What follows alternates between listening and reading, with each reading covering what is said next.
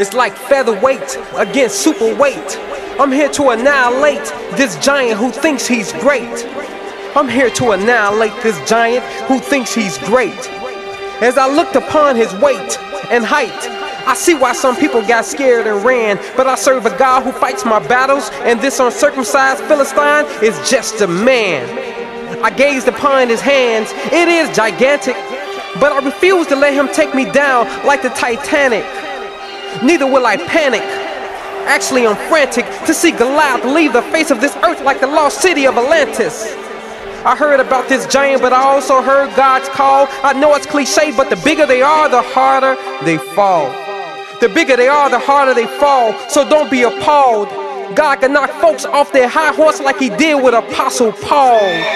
By the way, I killed the lions and bears with my bare hand. So look at my resume, I'm skilled and experienced. That is why I am confident I can kill this big, tall, creepy man. Looking at me is like Shaquille O'Neal against Mini-Me. He blasphemed my God, so he is already my enemy. I advise you to watch your mouth before it gets worse. Anything is possible with God. This is the perfect time to remember that verse.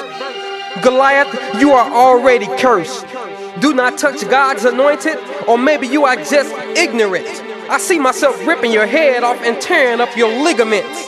That way you cannot play dead. Then I see myself hanging up your head like a deer head. But let me quit talking. I see people laughing at me when they saw my defense. They said, David, you are not making any sense.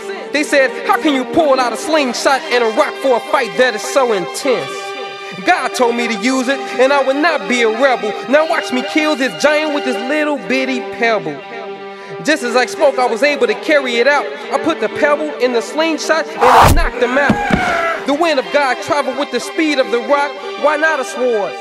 Why did you need a rock? I told them to take it up with God because he is the rock. Without him, Goliath would have strangled me and probably crushed my bones to the size of rocks.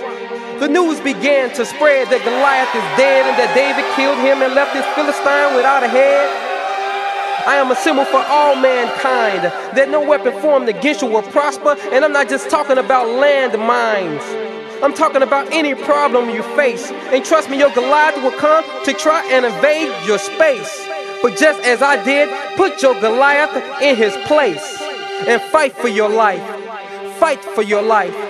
Fight for your life, because you are in the fight of your life.